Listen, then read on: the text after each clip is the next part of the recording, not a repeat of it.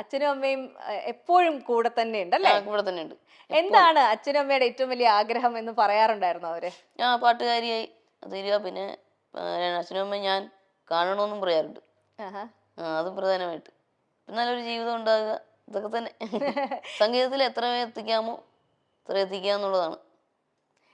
നമ്മളെ അച്ഛനമ്മമാര് നമ്മളെ നോക്കുന്നത് പോലെ വേറെ ആർക്കും ചെയ്യാൻ പറ്റില്ല എന്നുള്ളൊരു സംഭവമുണ്ട്. ഈ അച്ഛനമ്മയും കൈ പിടിച്ച് കൊണ്ട് നടക്കുന്നതിനൊപ്പം അവരും ഒരു എന്താ പറയാ, വിജിയുടെ കൈ ഒരാളെ പിടിച്ച് ഏൽപ്പിച്ചിരുന്നു സന്തോഷത്തോടു കൂടി. പക്ഷെ നമ്മൾ വിചാരിച്ചതുപോലെ എല്ലാ കാര്യങ്ങളൊക്കെ. അതിനെപ്പറ്റി പറയാൻ വിഷമമുണ്ടെങ്കിൽ വേണ്ട. എന്തിനാ വെറുതെ. ഇപ്പൊ അദ്ദേഹം ഇപ്പം വേറെ അദ്ദേഹം ഇങ്ങനെ അറിഞ്ഞിരിക്കുന്ന അദ്ദേഹം വേറെ വിവാഹിതനായി ജീവിക്കുമല്ലേ, നമ്മളായിട്ട് വെറുതെ. അങ്ങനെയാണ് മാമനൊക്കെ പറഞ്ഞത്. അദ്ദേഹം എന്ത് ചെയ്യുന്നു എന്നുള്ളത് നമ്മൾ വിട്ടേക്കാം. അത് വിട്, അത് നമുക്ക് വിടണ്ടല്ലോ. അപ്പൊ കേട്ട് ഒരു എന്താ പറയാ, ജീവിതത്തിന്റെ യാത്രയിൽ നമ്മളോടൊപ്പം വന്നു ചേർന്ന വ്യക്തി നമ്മളെ മനസ്സിലാക്കിയില്ല എന്നുള്ളൊരു വിഷമം ഭയങ്കരമായിട്ടുണ്ട് അല്ലേ? അതുണ്ട്. നമ്മുടെ ദുഃഖം എന്താണെന്നോ എന്താണ് വിഷമമെന്ന് മനസ്സിലാക്കാതെ പെരുമാറുക. അച്ഛനും അമ്മയും പാടില്ല, അവരൊക്കെ അകറ്റുവാൻ നോക്കുക എന്ന്. അതായത് എല്ലാം ഒറ്റയ്ക്ക് എല്ലാവരെയും കൂടെ, അച്ഛനും അമ്മയും മാത്രമല്ല എല്ലാവരെയും അകറ്റാൻ നോക്കിയാൽ നമ്മൾ സമ്മതിച്ചില്ല. സാധാരണ പെൺകുട്ടികള് ഇത്തരത്തിലുള്ള എന്താ പറയാ പ്രശ്നമുള്ള സാഹചര്യങ്ങളിൽ പെട്ടുപോയി കഴിഞ്ഞാൽ അതിൽ നിന്നും പുറത്തു വരാൻ ഉള്ള ധൈര്യം ഉണ്ടാവാറില്ല. പക്ഷെ വിജി സത്യത്തിൽ ഒരു വലിയൊരു പ്രശ്നത്തിൽ നിന്നും രക്ഷപ്പെട്ട് കരകയറി എന്നാണ് ഞാൻ വിശ്വസിക്കുന്നത്. ആ ധൈര്യം എങ്ങനെ കിട്ടി? അത് പണ്ടേ എനിക്ക് അങ്ങനെ വാശിയുള്ള സ്വഭാവം. എന്താണെങ്കിലും നമുക്ക് ഇഷ്ടമില്ലാതെന്ന് പറഞ്ഞാൽ എന്തൊക്കെ നിർബന്ധിച്ചാലും നമ്മള് ചെയ്യൂല. അപ്പൊ ആ വാശി ഞാൻ അവിടെയും കാണിച്ചു. അത് തന്നെ വിജിയെ അകറ്റാൻ ശ്രമിച്ചത് വിജിയുടെ ഏറ്റവും പ്രിയപ്പെട്ട പാരന്റ്സിൽ നിന്നും അതേപോലെ തന്നെ വിജിയുടെ സംഗീതത്തിൽ നിന്നും കൂടിയാണല്ലേ? എല്ലാം കൂടെ. പാരന്റ്സിനെ അകറ്റുമ്പോൾ നമ്മുടെ സംഗീതത്തിനെയും ബാധിക്കുമല്ലോ. നമ്മുടെ മനസ്സിന് വിഷമം വരുമ്പോൾ സംഗീതത്തെയും ബാധിക്കും. പിന്നെ പുള്ളിക്ക് മിണ്ടിയ ദേഷ്യമൊക്കെ അങ്ങനെയൊക്കെ ആയിരുന്നു. മിണ്ടിയ ദേഷ്യം. അതിപ്പോ നമ്മള് പാട്ട് കേൾക്കുമ്പോഴേ കൈ കൊട്ടുക, താളം പിടിക്കുക, എല്ലാത്തിനും ദേഷ്യം. ഞാൻ പറയാതെ ദേഷ്യം വെച്ചോണ്ട് അവിടെ എങ്ങനെ പോയി ഇരിക്കാൻ പറ്റും. ഇങ്ങോട്ട് വരണി അത് വേണ്ടെന്ന് പറയും. ഈ ഒരു സ്പിരിറ്റ് സത്യം പറഞ്ഞു കഴിഞ്ഞാൽ നമ്മളെ ഒത്തിരി ബുദ്ധിമുട്ടിലൂടെ കടന്നു പോകുന്ന ദാമ്പത്യത്തിൽ നിൽക്കുന്ന ഒരുപാട് പേർക്കൊരു ഇൻസ്പിറേഷൻ ആവട്ടെ. കാരണം നമ്മുടെ ലൈഫ് മൊത്തത്തിൽ ഒരാൾക്ക് അടിയറവ് പറഞ്ഞ് കീഴടങ്ങി കൊടുക്കേണ്ടതല്ല. പറ്റില്ല, പ്രശ്നമാണെങ്കിൽ പുറത്തു വരാനുള്ള ഊർജ്ജം മറ്റുള്ളവർക്ക് ഉണ്ടാവാൻ വേണ്ടിയിട്ടുള്ള ഒരു ഇൻസ്പിറേഷനും കൂടിയാണ് കേട്ടോ വിജി. അതെ. പിന്നെ അല്ലാണ്ട് അങ്ങനെ കീഴടങ്ങേണ്ട ആവശ്യം എന്താ? അതിന്റെ ആവശ്യമില്ല. ലൈഫിലെ ഏറ്റവും വലിയ പ്രേരണ എന്താണ്? പ്രേരണ അച്ഛനും അമ്മയുടെയും പ്രോത്സാഹനം. ഇതൊക്കെ തന്നെ അച്ഛൻ്റെ അമ്മയുടെയും പ്രോത്സാഹനമാണ്. പിന്നെ ഇത് നമ്മുടെ സ്വന്തം ഇഷ്ടപ്രകാരം ആരും പറഞ്ഞിട്ടല്ല കേട്ടോ.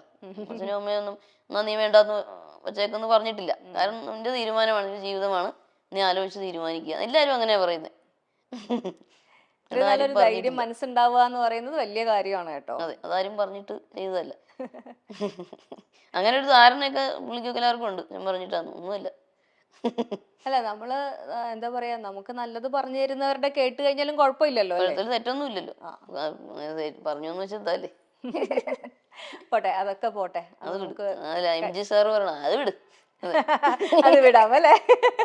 അത് വിട്ടിട്ട് നമ്മൾ മുന്നോട്ട് തന്നെ പോവുകയാണ്. ലൈഫിൽ ഒരുപാട് നല്ല നല്ല കാര്യങ്ങൾ നമുക്ക് പറയാനും സംസാരിക്കാനും പ്രവർത്തിക്കാനും ഒക്കെ ഉണ്ട്. അത് തന്നെ. ഇപ്പൊ സിനിമ പാടിയ പിന്നെ ആരാധക വൃന്ദങ്ങൾ ഒന്നുകൂടി പണ്ടത്തേലും ഒന്നുകൂടി കൂടി.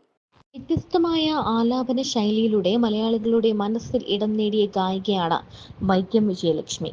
സെല്ലുലോയിഡ് എന്ന ചിത്രത്തിലെ കാറ്റേ കാറ്റേ എന്ന് തുടങ്ങുന്ന ഗാനം ആലപിച്ച് പിന്നണി ഗാനരംഗത്ത് എത്തിയ അവർ ഇപ്പോൾ തെന്നിന്ത്യൻ സിനിമാ ലോകത്ത് തന്നെ ശ്രദ്ധ പിടിച്ചു പറ്റിക്കഴിഞ്ഞു.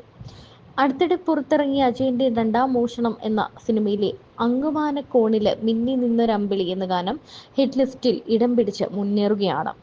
ഈ അവസരത്തിൽ തന്റെ ദാമ്പത്യ ജീവിതത്തിലെ പരാജയത്തെക്കുറിച്ച് പറയുകയാണ് വിജയലക്ഷ്മി. തന്നെയും മാതാപിതാക്കളെയും തമ്മിൽ അകറ്റാൻ നോക്കിയെന്നും അതിന് താൻ സമ്മതിച്ചില്ല എന്നും വിജയലക്ഷ്മി പറയുന്നു. വേർപിരിയൽ തന്റെ തീരുമാനമായിരുന്നുവെന്നും അവർ കൂട്ടിച്ചേർത്തു. അദ്ദേഹം വേറെ വിവാഹിതനായി ജീവിക്കുന്നു എന്നാണ് അറിഞ്ഞത്. നമ്മുടെ വിഷമം ഒന്നും അറിഞ്ഞു പെരുമാറില്ല. അച്ഛനെയും അമ്മയും എന്നിൽ നിന്നും അകറ്റാനാണ് നോക്കിയത്. അവരെ മാത്രമല്ല, എന്നിൽ നിന്നും എല്ലാവരെയും അകറ്റാൻ നോക്കി. നമ്മൾ അത് സമ്മതിച്ചില്ല. അതിൽ നിന്നും കരകയറാൻ സാധിച്ചു എന്നതാണ്. പണ്ടേ ഞാൻ അങ്ങനെയാണ്. എനിക്കിഷ്ടമില്ലാത്തൊരു കാര്യം ആരൊക്കെ നിർബന്ധിച്ചാലും ചെയ്യില്ല. ആ വാശിയാണ് കരകയറാൻ സാധിച്ചത്. മാതാപിതാക്കളെ മാറ്റുമ്പോൾ മനസ്സിനെ ബാധിക്കും, അതിലൂടെ സംഗീതത്തെയും. മിണ്ടിക്കഴിഞ്ഞാൽ പുള്ളിക്ക് ദേഷ്യമാണ്. എന്തിനും ഏതിനും ദേഷ്യം. എൻ്റെ സ്വന്തം ഇഷ്ടപ്രകാരമാണ് വേണ്ടെന്ന് വെച്ചത്. എൻ്റെ ജീവിതമാണ്, എൻ്റെ തീരുമാനമാണ്. ആലോചിച്ച് തീരുമാനിക്കാനാണ് എല്ലാവരും പറഞ്ഞത്. അച്ഛനും അമ്മയും പറഞ്ഞിട്ടാണ് ഞാൻ മാറിയത് എന്ന ധാരണ എല്ലാവർക്കുമുണ്ട്. എന്നാൽ അങ്ങനെയല്ല എന്നാണ് വൈക്കം വിജയലക്ഷ്മി പറയുന്നത്. തന്റെ കാര്യങ്ങളെല്ലാം നോക്കുന്നത് അച്ഛനും അമ്മയുമാണെന്നും അവരെ പോലെയുള്ള മാതാപിതാക്കളെ കിട്ടിയത് തന്റെ ഏറ്റവും വലിയ ഭാഗ്യമാണെന്നും വിജയലക്ഷ്മി പറയുന്നു. താൻ വലിയൊരു പാട്ടുകാരിയാക്കണം എന്നതായിരുന്നു അവരുടെ ആഗ്രഹം. ഞാൻ അവരെ കാണണമെന്നും അവർക്ക് ആഗ്രഹമുണ്ടെന്നും വൈക്കം വിജയലക്ഷ്മി പറയുന്നുണ്ട്. ഉട്ടോപ്പിയയിലെ ആ, രാജാവിലെ പാട്ട്. അതെ, മമ്മൂക്കയായിട്ട് എന്നാ രസമായിരുന്നു. അവസേപ്പച്ച സാറിന്റെ ആ ഒരു പാട്ടിന് എന്നോട് പറഞ്ഞ് നിറയെ മറ്റേ മൺമറഞ്ഞു പോയവരെയൊക്കെ ആവാഹിക്കാൻ പറഞ്ഞു. അങ്ങനെ പറഞ്ഞു അങ്ങനെ വന്ന് ഉമ്മറിക്ക മാളച്ചേട്ടന്റെ ചിരിയൊക്കെ, മാളച്ചേട്ടനെയൊക്കെ ആവാഹിച്ചു. അങ്ങനെയൊക്കെ ഓരോന്ന് പറഞ്ഞു എൻ്റെ പൊഞ്ഞ എന്നൊക്കെ പറയാൻ പറഞ്ഞ് അത് പറഞ്ഞ്. പിന്നെ മമ്മൂക്ക കേട്ടപ്പോ എന്നാ ചിരിയായിരുന്നു കേട്ട്. മമ്മൂക്കയുടെ ചിരിക്കുന്ന സൗണ്ടുകളൊക്കെ കേട്ട് ഭയങ്കര ആസ്വദിച്ച് എന്നൊക്കെ പറഞ്ഞ്. മമ്മൂക്കായിട്ടുള്ള എൻ്റെ പൊന്നു ഇതാര് എന്നൊക്കെ പറഞ്ഞുകൊണ്ട് നല്ല രസമായിരുന്നു. മമ്മൂക്കായിട്ട് ഭയങ്കര പരിചയമാണല്ലേ? വിളിച്ച് സംസാരിക്കാറൊക്കെ ഉണ്ടോ? ആ ഉണ്ട്. ഇപ്പൊ കുറെ നാളെ എടുക്കണില്ല, എന്താണ് ആണോ? മമ്മൂക്കല്ലേ പൊൻതൂവൽ അവാർഡ്, ഫിനിക്സ് അവാർഡ് ഒക്കെ തന്നു. ആഹാ, ഓക്കേ. അങ്ങനെയൊക്കെ സ്പെഷ്യൽ കണക്ഷൻ. അതെ, സിനിമ പാടുന്നതിന് മുമ്പ് തന്നെ ഫോണിലൂടെ സംസാരിക്കുമായിരുന്നു. സിനിമ പാടിയ പിന്നെ നേരിട്ട് ഒന്ന് മീറ്റ് ചെയ്തു. ഓക്കേ. അങ്ങനെയൊക്കെ. അപ്പൊ അതൊരു ഓർമ്മയായിരുന്നു കേട്ടോ. പിന്നെ മാളച്ചേട്ട് ആ ചിരിയൊക്കെ അതിലൂടെ കൊണ്ടുവന്നു, ആവാഹിച്ചു കൊണ്ടുവന്നു. ഓക്കേ.